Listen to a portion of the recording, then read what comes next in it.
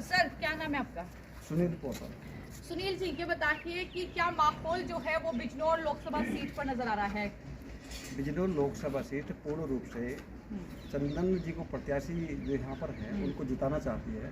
उसके कई कारण, सबसे बड़ी बात यह है मोदी जी ने गांव, गरीब, किसान, मजदूर, व्यापारी, महिला सबके हितों को सुरक्षित कर सबको लाभ देने का काम किया है।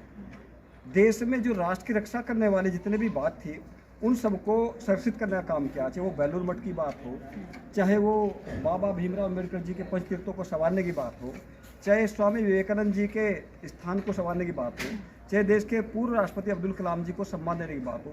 मैं कहता हूँ उनसे अलग हटकर भी पूरे देश में लगभग इतने स्मारक, इतने शहीदों का सम्मान, इतने महापुरुषों का सम्मान मोदी जी ने किया है। वो राष्ट्र का सेवक बनकर काम करते हैं, गरीब से गरीब व्यक्ति के भी पैर छूकर सम्मान करने का काम करते हैं। जिन्होंने भगवान श्री रामचंद्र जी का मंदिर बनवाने में अकल्पनीय काम करने का काम किया, क्योंकि 492 साल से जो नहीं हो पाया वो मोदी जी ने कर पाया। उसके साथ साथ धारा 370 हटने की बात हम लंबे समय से समाज सब लोग कहने का बात कर रहे थे, लेकिन हो नहीं पाई थी।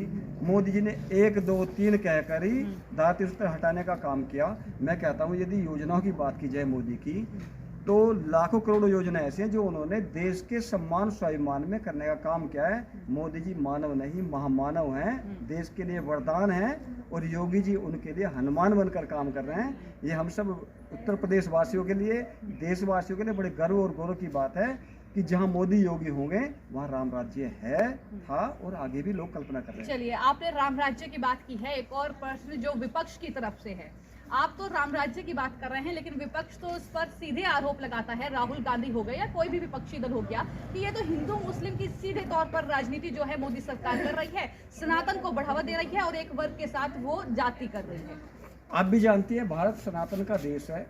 सत्य सनातन की जय हो, धर्म का साथ हो, अधर्म का विनाश हो, ऐसे हम सब सनातन लोग कहते हैं। आप किसी भी मंदिर में चले जाएं, मंदिर में जाकर किसी भी छोटे छोटे मंदिर में, किसी गांव में, गली में, मोहल्ले में चले जाएं, तो वहाँ सत्य सनातन धर्म की जय हो, धर्म का नाश हो, प्राणियों में सद्भावना हो, विश्व का कल्याण हो। तो इसमें गलत काहे है?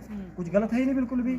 जब भी हम सबको जोड़ने की बात करते हैं, सबके सम्मान की बात करते हैं, सबका काम करने की बात करते हैं, तो गलत कहाँ है? सनातन तो सत्य था, है और हमेशा रहेगा। सनातन का मतलब है सबको साथ लेकर चलने की परिकल्पना, सबको सम्मान करने की कल्पना और सबका साथ करने की परिकल्पना।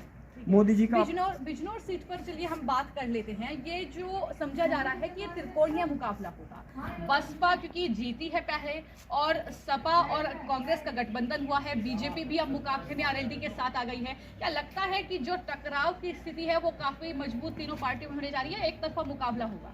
एक तरफा मुकाबला होगा। चंदन चौहान जी जो है, उनके दादाजी उप मुख्यमंत्री रहे हैं, उनके पिताजी इसी सीट से 2009 में लोकसभा सांसद बने, भारी बहुमत से जीते थे, और अब तो सोने पे सुहागा है, लोकदल भी है, क्योंकि किसानों का मुद्दे साथ हैं। और चंदन चौहान जी, आप नोट कर लेना, आपका प्यारा हिंदुस्तान चैनल है जो बहुत सुंदर कवरेज करता है, बढ़िया काम करता है, क्योंकि आपका चैनल का नाम हिंदुस्तान है, तो हिंदुस्तान का सम्मान करने का काम करता है। तो मैं आपसे कहना चाहता हूं, चंदन चौहान भाई 2.5 से 3 लाख वोटों से जीतने का काम करेंगे। जो अदर प्रत्याशी हैं उनकी पृष्ठभूमि पर मैं चर्चा नहीं करना चाहता, आपको लोग बता देंगे जिनका जन्म ही भ्रष्टाचार में हुआ हो, जो भ्रष्टाचार पर पैदा हुए हों, जिनकी वजह से 500 लोग जेलों में बंद हो, ऐसे लोगों को हमारा क्षेत्र का कोई व्यक्ति वोट देने का काम नहीं करने का। ठीक है बाबा, क्या नाम है आपका? तेजपाल। तेजपाल जी।